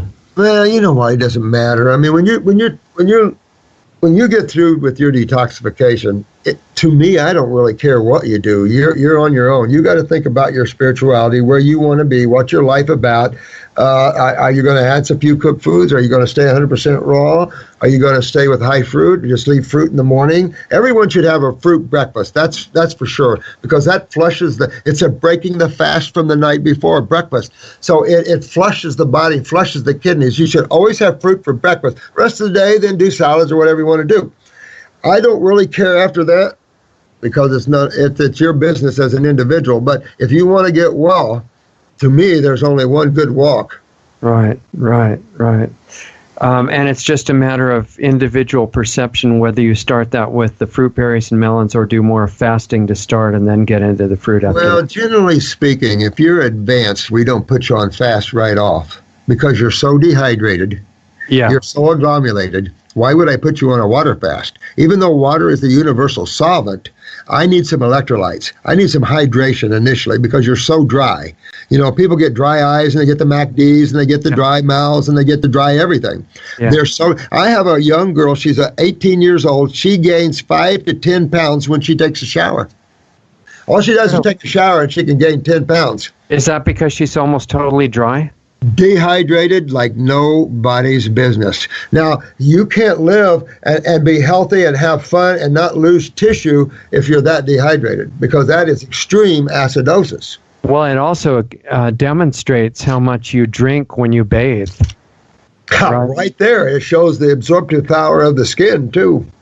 Yeah, so you don't really want to be bathing in fluoride too much. Or even chlorine. Chlorine, no way. Heck no. Yeah. I found out decades after it happened to me that the thyroid problems that I had, that sick the doctors on me in the 60s. That was triggered by soaking in hot chlorine 4 hours a day as a competitive swimmer. Holy crap. Dangerous stuff. They never mentioned chlorine is a major neurotoxin. It can really mess you up. Chlorine gas? Yeah, exactly. And it was steaming out of the pool. Oh, no. Just amazing. Yeah. You know what? People don't think. And man has gotten so toxic from not thinking, and then all the pharmaceuticals and chemicals. And worst of all, here's the parade of antibiotics. You never want to kill your bacteria in your bodies, particularly in your lymph nodes, because that's your sewer system. You kill the bacteria in your lymph nodes, how do you break down your 3 pH acids? Well, you don't want to pee 3 pH or you'll be on your knees peeing. Right. And this whole thing about the germ theory became a big foundational element in the medical system, right? Like the only way to make the world safe is kill every germ there is. So stupid. And it really changed the course of humans' cell morphology, because by the system of treatment and the killing of bacteria, they compromised the lymph system. And now that blows back to the cell, of course, because that is the acid system. And now we have genetic weaknesses like nobody's business. And the lymph systems are just atrocious. And until you fix these things, your life is going to be a product of that. Right. And you were saying everybody should have fruit as the first thing they eat. What about the people who are saying all this stuff about fasted cardio in the morning? What do you think about that? I think you should have fruits in the morning. You definitely don't have as much energy about it. And that'll feed you all the energy. Remember, fruits have the highest electromagnetic energy of all foods. If you want energy in the morning, you don't take foods that take your energy away, anything cooked. Vegetable juice in the morning sounds about as appetizing as a steak in the morning. And so, a nice big bowl of fruit or a big smoothie in the morning, not milk, anything in that, fruit juices, and just have a good fruit. It'll flush you, it'll wake you, it'll turn you on, it'll get the lymph system moving, it'll clean the blood. It has everything positive about it. And then if you want a big salad for lunch, go ahead, who cares, and then go on with that. I don't care. Right. Okay. So, if you could do fruit in the morning, a big salad at night, maybe some greens in between, and a fruit before you go to bed or for supper, you can get extremely healthy. So what are these guys doing, the ones that you are in touch with the bodybuilding, and they're 100% raw? What are they doing to get really solid, strong, and athletic? And they're pumping the alfalfas and the juices and the greens for sure. They do their fruits. And the same thing, I tell them the same thing. Matter of fact, when you get Ian on, you can ask him a lot about that, because he is a real big bodybuilder. And then this other athlete, you're going to be amazed with her. She has a video out, and you just sit there and stare at her. She's just unreal. And she's on a track. She's on everything else. She's 100% fruitarian, and it's unreal, her endurance. I definitely want to talk to her. You want to talk to her. Yeah. It's the same way. We want to get this stuff so widely known. Oh, yeah. That, everybody's heard of it and is starting to wonder about it and think, well, maybe I should experiment with that. Well, another thing is we're trying to work our way into the National Football League in brain injuries and stuff, because why does not brain injuries or any injury heal? And that's where we have it. We understand the lymphatic system, and if you don't understand the lymphatic system, you don't understand the system that removes the damage from trauma, and how you remove the acids so the tissue can rebuild. And if you can't remove acidosis, then tissue can't rebuild. Acids are a corrosive medium, not a rebuilding medium. Right. What do you think about when people are dumping all this junk into the lymph system to get rid of it? What about, there's two really opposite views about whether it's a good idea to speed that up with enemas or not. What do you think? Well, I tell you, I'm not a real fan of enemas, to be honest with you. I mean, you had Dr. Jensen and the Kalima board, and we used to sell his Kalima boards and stuff. But to be honest with you don't have to go to anything that bizarre. Down at the rectal area, anyway, you have not much absorption but water. And then what are you going to do? You don't get to traces till you're way up in there, and you're only cleaning the bowel, halfway washing the bowel. The problems are more interstitial, so you can't, the fruits will clean the wall off. Even the vegetables will clean your wall off beautifully.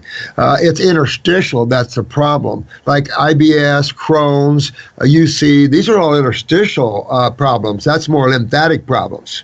Right. You know, it's easy to clean the bow wall off. We have a GI broom. I mean, even VE irons, all these old companies, you know, it's easy to clean the wall off. But interstitial, that's a beast of a whole nother color. That's the spaces around the cells that make up the wall of the bowels. And that is connected to the lymph node system and to the kidneys. How many different herbal formulas have you got at this point? Oh my God, about 100 probably, somewhere up in there. Because we have it. I made them for myself originally because I needed tools. I need help to get people well, and all I had was vitamins and minerals. There are no tools. So you know, like I said, I listened, and it kept saying, you know, look at what I have made for you. And when I just got into the herbs, and I just went, oh my God, a pharmacopoeia like nobody's business. There's so many great herbs. You can do so many things with them. And you know what I hear all the time? I feel so much better when I'm on the herbs. I don't feel as good when I'm off of them. Mm-hmm. So, but, you know, use them. They're little sweethearts. Use them to help the kidney perform. Use them to help the liver to function better. Use them to help clean the lungs out better. There's herbs that break up tumors. There's herbs that stop internal bleeding. There's herbs that help ovaries to function better. There's all kinds of neat stuff out there.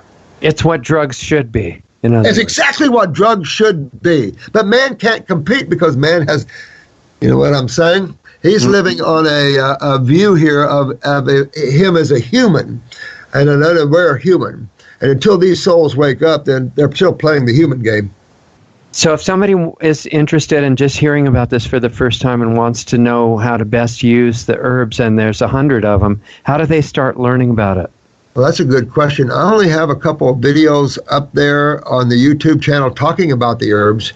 And then we have books here that we give you, and we have books that we've made that talk about the herbs in them. Okay, so the books are for sale on your site, I assume. Yeah, we don't have anything extensive with the knowledge that we used to, but we've been so busy, my friend. I have not had a chance to really lay that out like it should be, because we had a practitioner's manual years ago, and now we have so many practitioners and wholesale accounts we can't even keep up with them. So I need to make a little better book about that.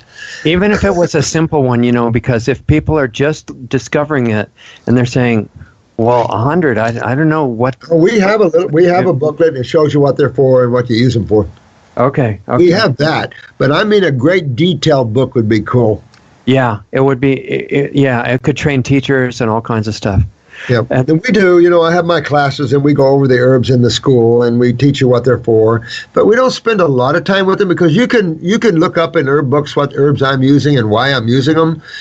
We really get into the formula and what the formula is for, and your action in your awareness, but your action in detox. And so we're more involved in that. Okay. What about people also ask about if it's an organic, fully ripe fruit, but it's dry, no longer really a live food, but it's an organic, fresh, dry fruit that is done right. What do you think about using those? Well, I don't think they're bad. There's this thing going around. Somebody's added dates to their detox, and it seemed to help them a lot. And so we're experimenting with that here. We're not above listening to our people, because I think what my goal is to solidify our field. It's all over the place. And so they use that divide and conquer crap. Yeah, you see that. Trying to get everybody to buy it. Exactly. You've been around a long time, so we need to solidify ourselves into a scientific modality, and we have the science behind us. We put up scientific journals all the time on our sites, so you can read. And on my YouTube site, I'm always reading to you guys what we find in science now. What's the latest study in science? Because if science is true, everything fits. Yeah, and science is really identical to real spiritual exploration, too. Sure it is. Because they're just interested in whatever's true. Exactly, especially quantum physics. You know, when you get into those metaphysical type physics, I like that really, because the latest in quantum physics, of course, is that not only is chemicals just simply frequencies of electromagnetic energy, but that energy has intelligence, and they can prove that now in physics, that energy has intelligence. Well, that right there is just what you said. That's the next step to understanding that all matter, all life has intelligence. And Right. so in my classes, one of the things I teach is how creation is put together, because if you don't understand how creation is put together, that puts you as a lowly little physical being here, and everything is happening to you. Yeah. So when you understand how things are put together and who you really are, you can change your whole world and understand how big you really are. Yeah, because you're really already manifesting things constantly. Thank you. Mm-hmm. It's just the things you're manifesting might not be what you really want. Exactly. And you don't realize you're the manifester, but you're also the effect of it. It's cause and effect on this planet. One of the things I noticed about dry fruit is that if you don't soak them first, they tend to really pull water. That's possible. out of You know, tissue. that's another possibility. You have to be careful about too many cooked and dried food, because again, you're talking about dehydration and things like that. But again, you know, people are so acidic, they're overhydrated in one way, not electrolyte hydrated, but water. They're edemic.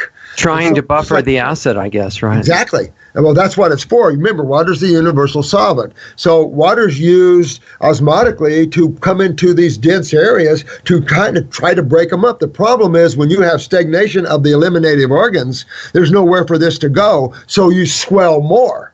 The Right. tissue swell, hypertrophy. You start swelling more. Your tissue swell, your heart swells, your lungs swell. Yeah. So, speaking of water that you're talking about, what do you think about different types of water? Well, you know, there's this Keegan water, and I try to tell people, remember the word homeostasis. And so if you bitch about acid, you got to also bitch about alkali. So realize that the blood is 7.4. We could just roughly call it 7.4. All right. So if you introduce 9 into your bloodstream, you are now homostatically pulling that 7.4 up toward 9. Well, now you're moving your body toward alkalosis. So you got to be careful, both sides of this coin. Even though this is an alkaline dominant planet, it's not that dominant. So you have to be careful about becoming too alkaline. It is. Well, also the first thing that turns alkaline is your hydrochloric acid balance in your stomach, right? Well, that's no, that If you drink alkaline water, I mean. Oh, well, that'll neutralize your hydrochloric acid, but hopefully you are not instigating hydrochloric acid. In other words, No, I meant This you're is- neutralizing it. oh, I see. No, I don't know if water neutralizes hydrochloric acid other than volume. Like if you drink a lot of water during a protein meal, then you're going to thin out your hydrochloric acid. But if you're dealing with the neutralization of hydrochloric acid, that would be a bicarbonate issue, and that would be the bile duct or the pancreatic duct. And there again, when your GI tract is in a chronic stage, which most people's are, the pancreas, the gallbladder, the liver, these are just branches off the trunk of that tree, the embryonic, symbiotic GI tract tree. Then when that goes, so is the branches. But I'm talking about this alkaline water stuff. If you drink a bunch of water that is a high pH, couldn't that decrease the effectiveness of your stomach acid? It could if you're eating protein. You don't use stomach acids in the advent of fruits and things like this, because when you're in your more simplistic amino acid foods, because anything that has structure has amino acids. Remember that. That's what makes structure. So you want simpler structures. If you look at meat, it's very dense. If you look at fruit, it's light structured. That's what you want. So it's you don't need to invoke stomach acids, because that takes a protein structure down to the peptides and polypeptides, and then actually the rest of the peptides to the amino acids is done in an alkaline slurry in the small bowel. Right, which is where all the absorption of nutrients is supposed to happen. From there on, absolutely. So you have to have, here's the point. All right, so you're talking about hydrochloric acid. You're talking about a pH below 2. When you get in right within inches, you're into the duodenal area, where if you don't have a 7.5 to 8 pH, you can't initiate trypsin, you can't initiate ptyalin, amylase, or any of these.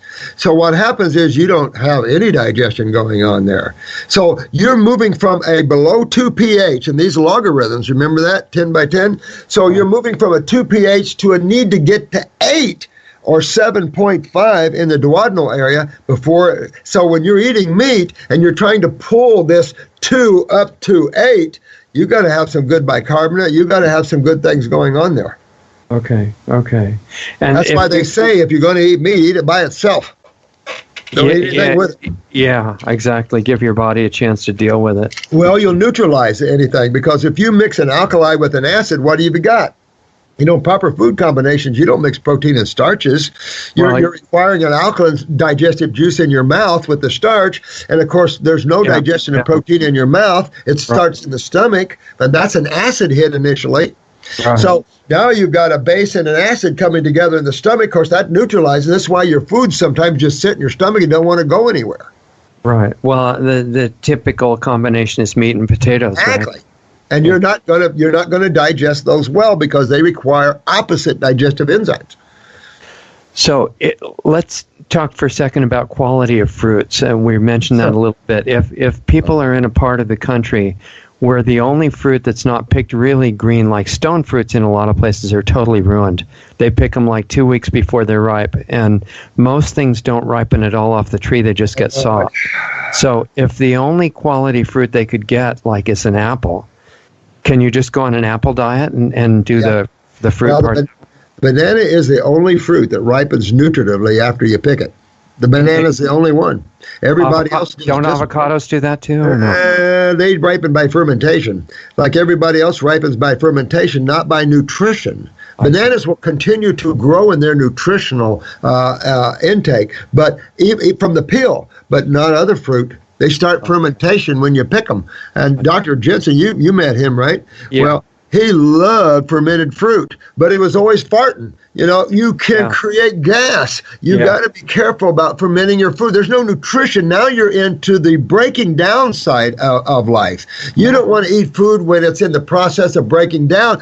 In terms of going back to the atomic structure again, we want it when it's alive and enzymatic rich and electrically rich. Is that why some people get gas from dried fruit too? Yeah, probably.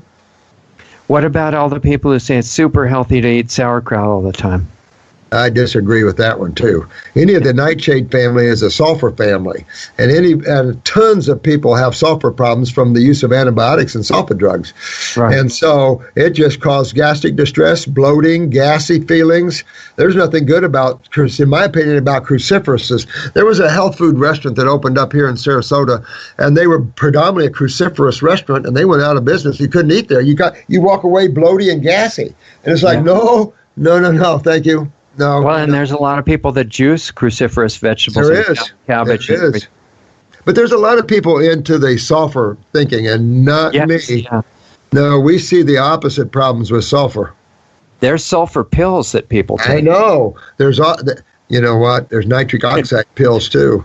Yeah. And this is one of the biggest, most explosive chemicals out there, and people are taking nitric oxide pills. I mean, it is insane. Matter of fact, turpentine now, some lady in the class asked me about, is it okay to take turpentine? And that it seems to be the latest thing now, is shot some turpentine. What in the hell is people going on? Now, stool implantation, of course, urine therapy filters about every other year.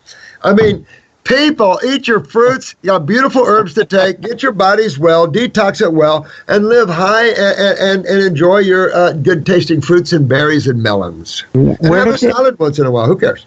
Just out of curiosity, where did the urine therapy idea come from? That seems a little odd. Yeah, that is real odd. I don't know. I don't think Berinsky started it, but somebody started it. That's for sure. Neoplasms and stuff like that. And I don't know. You know what? It went back when I first got into Eckankar and spirituality. It was circulating back then, and I'm going, what? It's just, I don't know what to say about it. And even salt water is coming back in now. And listen, I've been in the military, and all I can say is nobody drinks salt water. Please. So do you feel like, what's the thing about, salt, like, for example, the Himalayan or Bolivian rose, or salts that come from old oceans? Yeah. They're old sea salt, basically. Yeah. Well, they're just full-bodied. In other words, they have traces and microtraces. When you get into your sodium chlorides and stuff, that's just crap. But right. What do you think about those natural salts? I think a little pinch once in a while couldn't hurt anybody. I don't do them. I don't have any need for salt. If you have weak adrenal glands, you crave it, because it's a sodium imbalance, and so your body is going to crave salt if you have adrenal weakness. Fix your adrenal glands. Well, you've seen horses and things go and eat it. Well, we had them. We raised horses, and they had salt licks. Absolutely. Yeah. I don't know what to say about it. Man has fought wars over salts, Yeah. So I don't know. I like Himalayan or Celtic, either one. Right. I don't use salt in my diet, but some people do. And if you're going to use it, use a full mineral salt.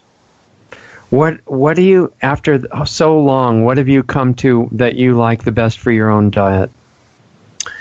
My favorite food has always been fruits. My favorite food is always fruits and berries and melons. Those have always been my favorite. I love a big salad, but I don't like lettuces anymore and anything like that. They're hard for me to chew. They get in your teeth. I like more cucumbers. I like more veggie fruits. Okay. Yeah, the avocados, cucumbers. I'll fix me a salad of avocados, cucumbers, tomatoes, that sort of vegetable bowl. Right. And just maybe some lemon juice or... Exactly. Well, I don't even use dressing. I don't need dressing. I like the natural flavors of the foods. One of the first fruitarian teachers I ever ran into in the probably 70s was Morse Kroc. You read Morse Kroc, huh? I did, yeah. The Food and Medicine for Man. Oh, yeah. I love Morse Kroc. And there was it wasn't Carrington. There was another fruitarian out there, too. Well, believe it or not, I was headed for breatharian. I wasn't headed for fruitarian. I was headed for breatharian. I wanted to live without eating. Yeah. And Johnny Love was supposed to be doing that. He ended up weirding out. So, and there's a lady from Australia that claims that she's a breatharian, but she also claims in the same breath she eats intuitively. And it's like, well, if you're a breatharian, right. Why would you consume anything? And no, they didn't get that detail. Most of the breatharians that are on the internet, they eat food. They're just also breatharians. But I found two of them that apparently don't eat at all. No kidding. Yeah. That'd be wild. There's one in India, I forget his name, and he's 73 years old, and he stopped eating 70 years ago. Yeah. And he said he was visited by three of the female angels that they recognize in Hindu mythology, I guess. And they came to him and they touched his mouth with their finger, and they said, "You're not going to have to worry about food anymore." And he never ate or drank since then. I love that. He went to a hospital and let himself be tested because they didn't believe it. The doctors, of course, thought he was a fraud. You look in his eyes and you just get blown away. I mean, he's obviously in a different place.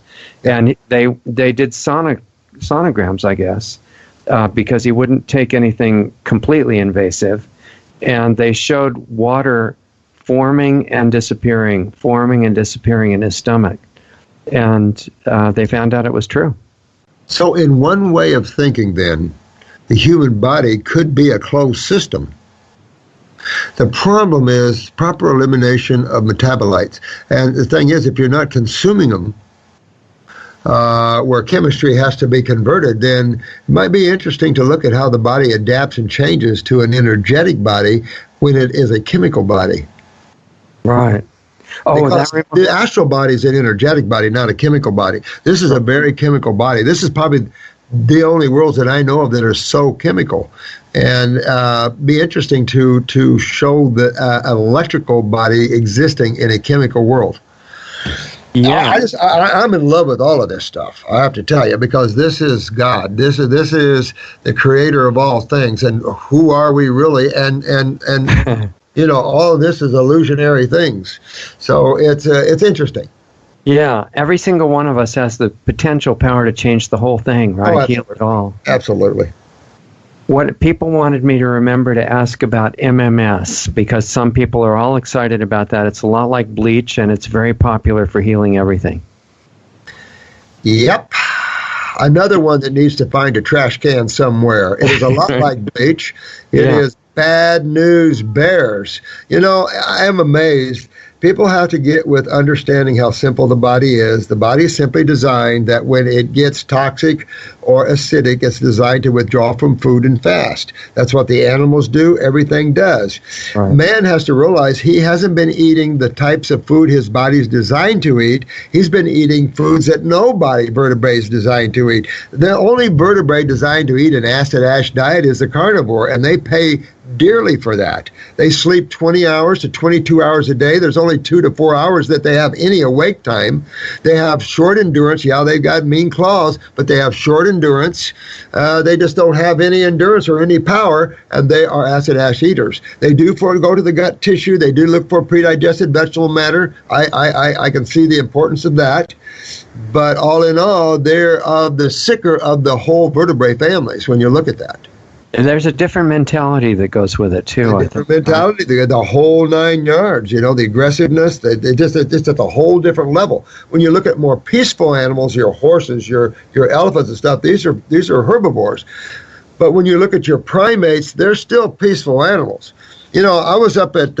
I go to Disney World a lot, and up here at Busch Gardens, who has quite large primate exhibits. And I was talking to one of the gentlemen there, and I said, are you the one that feeds them? He says, I'm the trainer. I said, okay, then let me ask you, I see a bucket of vegetables out there. Why don't you give them fruit? They're frugivores. He said, it's too sweet for them, we think. I said, too sweet? I said, fruit sugar is the simplest sugar of them all, even simpler than glucose, which is still a simple sugar. But it's this. Fruit tastes sweet like water feels wet, but it's only H2O still. You see what I'm saying? It's the design of the chemistry that makes them taste sweet and delicious. It isn't that they're loaded with all this sugar above everything else. They're mostly water, right? Mostly water. Well, most of your fruits and vegetables are, really. Yeah. But your fruits in particular, your vegetables are much more dense, of course, than your fruit. But look at the animals that eat them. They're more dense. Look at an elephant. Look at a horse. Look at the muscles these guys have. So you take a wild stallion out west, his diet's predominantly prairie grass. Look at how powerful he gets on that. Yeah, and doesn't eat very many nuts either. Yeah, it doesn't eat any nuts or any protein. That he eats grass. And if he had alfalfa grass, his muscle would grow twice as big. Right. Now, so there's a creature of power that gets his power exclusively from vegetables. Right. But he's designed for that. You have to understand, who are we designed for? So this is why we have pictures of hands, teeth. We have pictures of everything on the YouTube to show you which animal do we look like. So guess which species we are. Yeah, it's really interesting. What about, we've talked about the retreats and healing places where they do the green juice and the vegetables and the ketogenic approach and all that. Yep. What about the places like in Costa Rica? There's a famous one you know about, and the guy there has hundreds of videos on YouTube, and he does long water fasts followed by fruit. Yeah, and some of the guys are doing some long dry fasts too. I have to, in a professional way, keep myself balanced. Because I deal with the insane levels. You can't, the tumors and things that we get here, you can't believe what they look like. We are a place where people are realizing that they can get well. We're pulling in those people that are near dead. And their tumors are outrageously huge. Their bodies are ravished with acid. I can't even tell you the level. I have to be careful with this because you can kill them. So I have to be real careful. By doing what? By putting them on a water fast, you could virtually take them out. Yeah, exactly. You have to be very, very careful. And with dry fasting, the same way.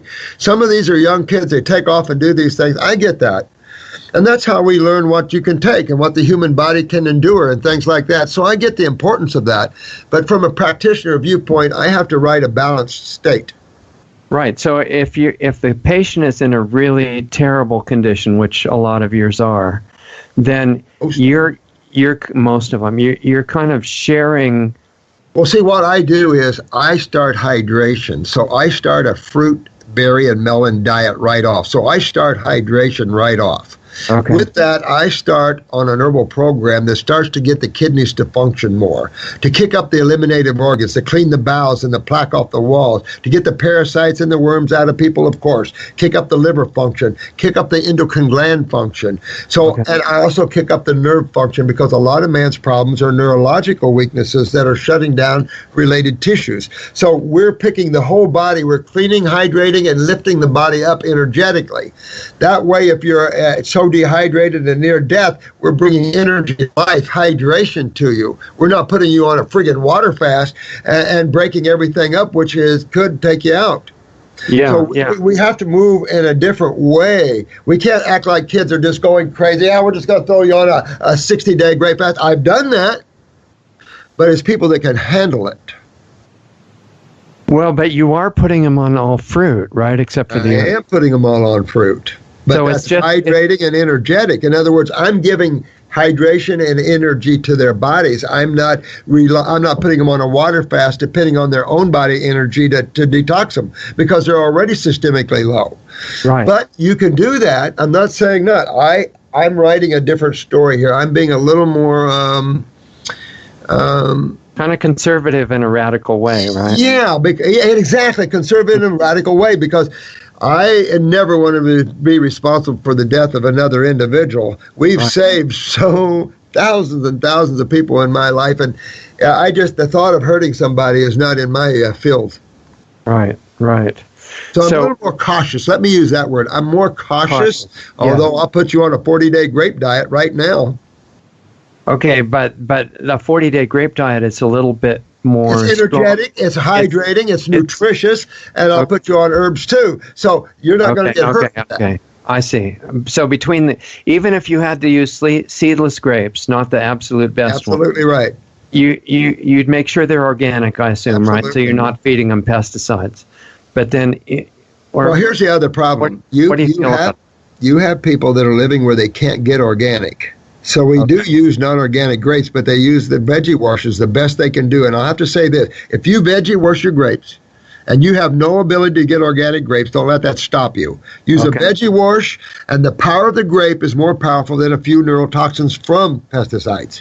Okay. But with that said, we have herbs to clean. We have everything behind that's organic as well, that's cleaning you as well. So you're not going to get toxic from these a little bit, especially if you wash them well and with the power of what we're doing behind you. When you can get organic, that sort of thing. Okay. But don't let it stop you. If you're facing non-organic grapes or eating a meat acid diet, get non-organic grapes, wash them good, and let the power of the grape and chemistry and the herbs clean you up. I'm assuming you're in a place physically where you can get some pretty good quality fruit in Florida, right? You would think that, but I'm not. I am so frustrated here. The growers of watermelon in Florida have no idea what growing good watermelon is, so we do not have good watermelons. I can't wait till Georgia watermelons come, or northern watermelons, and we can't get them down here very often. So watermelons are horrible. Our citrus fruit is the best, especially if you know the right groves to go. They're sweet as honey. They're not acidic. I've gotten organic oranges from California, which are small and acidic, and I'm going, what? Our organic oranges are bigger than grapefruits. So we do excel there. But the mangoes come in from the islands and stuff. My mango trees all got hit this year, and I'm facing some bad mango crisis now. But we have islands here full of mangoes. We have lychee. I have lychee in my house. Delicious. So we have some delicious fruit. But a lot of times we don't either. Yeah, because you're in a climate where you could grow even papayas, I think, couldn't you? Oh, yeah. We can grow papayas everywhere. The sad thing in my world is I don't like papayas, but I think they're incredible for you. Those sunshine papayas from Hawaii or whatever they are, oh my God. But I am not a papaya lover. Isn't that funny? That's really interesting, yeah. And yet I consider them one of the top melons. You would agree with me that I think that you were saying that the fruits with a really high water content are probably better for detox than bananas and stuff like that. Absolutely think that. I absolutely think that. If I was going to think which is the meat of the fruit, then I would assign the banana more like a meat of the fruit, because it is more meaty, more robust. I have a friend that's a 3-doctorate professor in Canada. He has 3 doctorates, and his whole thing is nutrition. And he claims the banana is nature's perfect food. But he studied the blueberry. He studied all the foods all his life, and he holds 3 doctorates and runs a university. So I kind of like his opinions. Yeah, I do too. But there's the other side of what happens when you get lots and lots of doctorates and things like that. You start thinking compartmentalized, and it's really difficult to stay in touch with common sense sometimes. Well, you hit it right on the head, and I'm bad about talking about that because I call it narcissistic elitism. But, it's the more education you have, the more narcissistic you get. But that's because the ego, the id, and the mind, and the lower mind, causal mind, are all there together. So you accentuate the academic mind, you're accentuating the id if you're not careful. You have to be a humble person to be able to increase your learning academically and not become narcissistic from it. So what about, you said what to do if you're in a place where you can't get the best quality fruit. You do the best you can. Yeah, so what if you're in a place where you can't get the best quality relationships of all the people around you? Move. Okay. Well, it depends if you need relationships. I'm pretty much a loner guy. I in meditation quite a bit. I love the states of aloneness, and so I don't really hang around too many people. I really go into these deep alone states. It's where I get a lot of my information, and I connect. I'm home. So I'm really not a social creature.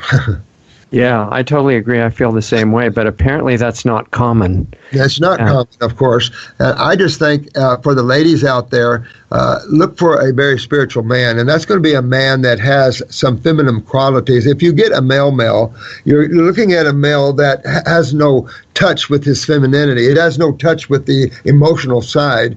And I've noticed the ladies, they sometimes go for the males and then regret it in the relationships because there's no love and tenderness.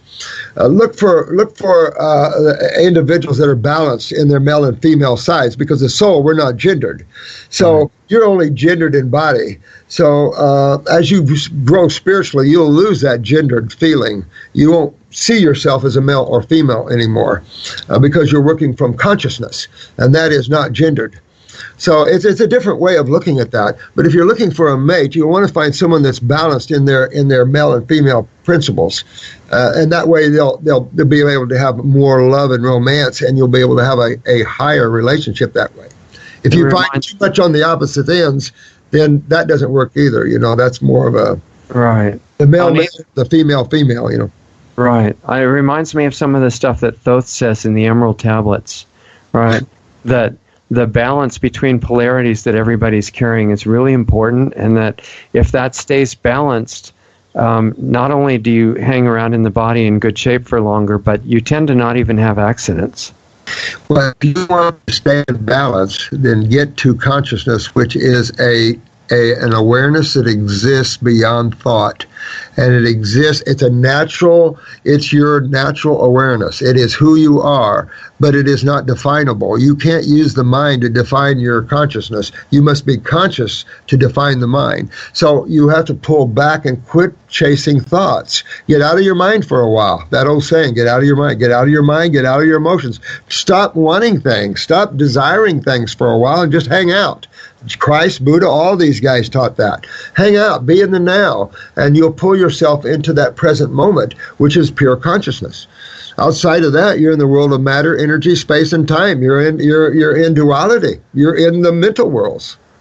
So when people say you're out of your mind, what they should be saying is you're in your mind is the problem. Exactly. They say that to me all the time. And thank you. I want to be out of my mind. That would be great. Right. Now I'm conditioned, and I'm saying things that are probably half-truths. And I'm out of my mind now. I'm out of my conditioned instrument into my awareness. And that's where all things come from, of course. So how does that affect when you interact with other human beings in different states? The ones that are in their minds. I'm a giver, so I'm here to give. So I don't care what they're at. I see where they're at, and I just give them the touch. For me is bringing awareness to those that are ready to have it. So I can see who needs what, and I give them the touch, whatever that is. So if somebody's been using nuts and seeds for this idea that they need amino acids to build protein in their body, and they want to change that to something better without the acid effect, and they want to go to alfalfa, for example. Right. That's what I would say. Among the various forms of alfalfa, if they have a choice, and they could maybe even grow some in a little dish or something, what's the best way to do it? Well, I did. I grew alfalfa sprouts for years. And I remember that I was transitioning from vegetables to fruits. And I had just started living out in the woods, and I had my sprouts, alfalfa sprouts, in a jar, and I had the lid on it. So I just left it in the front seat of my van. I had bucket seats, and the sun was coming in the windshield. And I just left them in the jar. I was going to throw them out because I wanted to eat nothing but fruit. So about 3-4 days later, I opened the jar. Whew, that was strong. But I reached in and grabbed me a handful. They were very dark, very dark. Reached me a handful and threw the rest away. In about 2 minutes, I get this, and a huge wad of mucus came up out of my lungs. And I thought, nice. So when you potenize those, they become very astringent. So, when you have dried alfalfa, like in an herbal formula or something like that, that's made from the leaves, right? The dried leaves. Exactly. Okay, but when you grow the sprouts in a jar, it's mostly a piece of root, and there's very little the root and the leaves. You want the leaves. You want the little leaves to get dark and green if you can. That's what I'm getting at, is that if you want a lot more leaf, could you grow them like sunflower shoots and put them in a little bit of soil and just cut them like sunflowers like that? You know what? I don't know. I've never done that. I know that we take the whole plant in herbology pretty much, except for the roots, and we dry them. Okay. So I don't know. I'll be honest with you. I don't know. You could, I guess. It just seems, I'm interested myself because I've been using nuts and seeds for a long time. I would move definitely to alfalfa if I was you, but try another level because it'll increase consciousness. Try the fruits and berries. If you can get them good quality, I agree. If you're going on lemons and lemon fast, make sure your saliva stays alkaline. If you have to do a bicarbonate wash, do a bicarbonate wash. You want to keep your saliva alkaline. And most people are so acidic that their mouths are acidic, and that's why they see the deterioration of the gums and teeth. You do not want acid saliva. You don't want an acid mouth. Your mouth needs to be base mouth. This is alkaline enzymes in your mouth. Right. But after the cleaning is at a pretty good stage, you'd say for building alfalfa is about the best thing, right? I would. If you want to become a muscle guy. If not, fruit will be, listen, I've got plenty of muscle, and I'm a fruit guy. Okay. And so are the primates, right? So are the primates. You take look at the gorillas are pushed so far up in the mountains. Now all they can do is find the sweetest, tenderest little greens they can. It depends where the primates are located to what they have access to. But if they have access to fruit, now what was interesting on this Discover program, the orangutans are almost exclusive because they're in zones where the fruits are. And I did see one female orangutan pick 2 different fruits, bring it down in front of her, and start to eat them. As a rule, you mono-eat. You eat one fruit at a time. If you're one fruit, you eat one fruit. Man tends to bring a bunch of different fruits together, a bunch of different vegetables. And I've even taught the rainbow salad effect. But think about this. Each food has its own level of consciousness. When you start mixing too many levels of consciousness together, it can confuse your own consciousness. There's a point where you can get so awake and so sensitive to this that even eating mixed food can affect you. Yeah, exactly.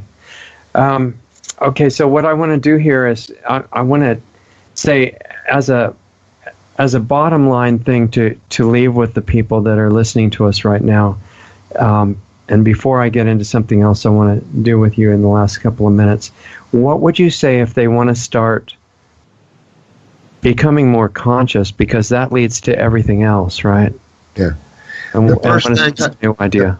The best way to become conscious is to practice observation. Stop thinking. Stop desiring. Practice it. Go out to the beach. Go out in the woods and walk around and observe. Watch. Look. Do not think. Look at people's auras. Try to see auras. Try to see what's behind life. Watch the action or interactions of people without judgment. Do not invoke thought if you can. Work on this. Work on this. The best way to work on it is become the observer. Just start observing things. Quiet that mind from thoughts. If you use your mind, don't follow your thoughts. Send your mind out. Be awake to listen when it comes back with the answers. In other words, listen inwardly instead of outwardly. Look and use the observation. See yourself from God in looking into creation as opposed from a little human being looking into the unknown. So learning about how the God worlds are put together is helpful. But if you don't know that, just practice being the observer. Stop thinking. Okay, and if people want to watch your videos and learn about and join the health club and the herbal health club and everything, where do they go for that? Well, my videos are on YouTube, of course. It's okay. Robert Morse, ND, I think it is. Yeah. On the YouTube. Dr. Morse's Herbal Health Club, I don't know. I think it's .com. I'll be honest with you. I don't call my own company. I think they can just find that with the search engine, though. If they just put the Herbal Health Club, and that's only $10 for permanent membership, right? Well, we're getting rid of the membership. What we did is we went into a private club to keep us safe, and of course, to keep it in a club, we wanted to have a membership fee, but then we gave it right back to you. In other words, we charge you $10, but then we gave it back to you on your first order. So there was no charge to become a member. And now we've got attorneys, and we're looking at all this. So we're gonna set it up where there's no charge. You just have to agree that that you're not there to investigate us and all that kind of crap, law enforcement, because they always send people in to investigate us. Yeah. Of course, we don't do anything wrong, and we're curing people up like crazy, so it's hard for them to go anywhere anymore. Are they saying in Florida you're not allowed to cure people because you don't have the right classification or something like that? Well, you're not allowed to practice anything hardly, The biggest thing is in the world there is don't practice medical. If you're a practitioner or if you're a healer out there, don't use the word diseases. Don't use the word cancer and all those things. These are medically created. They're bogus anyway. Learn what reality is. When you have a tumor, what is it? And if there's a cell that's been damaged, so what? Learn what all that is, what system's down in your body, and simply how you fix it. If you live on the road of diseases, you're living in a failed theory that has no science to it at all. People think allopathy is full of science. It is the worst for science. Yeah, I totally agree. Well, we will wrap it up for right now, except hold on and we'll say goodbye in the break here. But I want everybody to watch your videos and look at the Herbal Health Club, become a member of that if you get a chance. And hopefully we'll talk to you more than every 50 years. Thanks a lot, my friend. Okay, hold on here. Wow, that was incredible. So there goes Dr. Robert Morse, MD. Make sure you look at his YouTube videos. There's a lot of really great videos there. I've watched many of them. There's also a site called rawfigs.com, like the fruit, where there's a lot of specific excerpts from his videos on different health conditions, and there's a search engine built into that site, rawfigs.com, where you can put in a certain condition that you want to know about, what he would say about it, and it's right there. It's just amazing. I've used it quite a bit myself. So look at the YouTube channel, look at rawfigs.com. His website for the Herbal Health Club is Robert Morse's herbalhealthclub.com. Robert, M-O-R-S-E-S, herbalhealthclub.com. And he realizes as a really conscious doctor, an example of what a doctor is supposed to be, that his work is teaching, not giving drugs, not damaging people, not harming, not causing harm against the Hippocratic Oath. They're all supposed to really honor that, and it's not done much anymore. So he uses the private club format so he doesn't get attacked so much for helping people, because that's the environment that we're all operating in. Real health information in the U.S. and many parts of the world is violently suppressed now. So Dr. Morse is courageously just telling the truth about everything that he's found, and it's really amazing. He's saved the lives of a lot of people that thought they had no chance. People that were told they were going to die any day, people that were almost unconscious, people that were paralyzed. He's done amazing work. That's why he's attacked so much. And as far as the private club format is concerned, I think it's a good idea. We're doing the same thing at Lost Arts Radio. The Saturday night show has changed to a private club format so we can discuss personal life and health issues that you have without worrying about what we can say publicly. And we can discuss how you can use information on natural ways to heal these life and health issues. And it's very, very valuable stuff. We can talk about it a bit more openly. So to see more of the details of what I'm talking about here and what we're doing now on Saturday nights, just go to lostartsradio.com/club, CLUB. And if you like it and you think it might be useful and worthwhile to you, then you can join it there, get signed up to get your entry credentials into the club, and join us in the self-healing work that we're doing there, sharing this very valuable information as long as we can. So we've got this channel, we should use it, and you can get signed up there, and if you do, I'll meet you next Saturday night. So remember all the resources also on the regular lostartsradio.com website. And our YouTube channel too. We've been being suppressed on YouTube a lot. They're not allowing the view counters to move normally, or the like buttons and stuff like that. So if you see a video that says it's had 100 views, it may have had 100,000. We really don't know, but they're still up anyway. So for the moment, you can access all of the things that we put on YouTube, and I'm putting up some new videos. There are recent city council meeting I was at, and other interesting subjects just on Lost Arts Radio YouTube channel. We've also got a Lost Arts Radio Facebook page, and of course, as I just talked about, you can sign up for the club at lostartsradio.com/club if you want to be able to get into personal, private issues in health and consciousness. No medical advice or anything, but information that's incredibly valuable that you can use. Anyway, have a great week. Hope everything goes really well for you, and I'll meet you here next time. Have a good night. As of January 2018, the Saturday live call-in show is now an interactive video platform called the Planetary Healing Club. The cost is just a $10 minimum monthly donation, automatically billed through your PayPal account. Sign up at lostartsradio.com/club. The Planetary Healing Club is every Saturday night at 9 p.m. Eastern, 6 p.m. Pacific. You get your link to participate in the show upon signing up as a member. Those shows are also archived as well for club members. Listen to our new shows with guests every Sunday night at 9 p.m. Eastern, 6 p.m. Pacific. All Sunday shows with guests have archives freely available on our website at lostartsradio.com. You can also find them at blogtalkradio.com/lostartsradio, as well as our YouTube channel, youtube.com/C/lostartsradio. Mixcloud at mixcloud.com/lostartsradio. And finally, look us up under the podcast directory on iTunes. Find us on Facebook at facebook.com/lostartsradio, or on Twitter at Lost Arts Radio. Be sure to join the free Lost Arts Radio Facebook group as well. Just search for Lost Arts Radio Group within Facebook. You can also join our forum on our website if you want to interact with other listeners.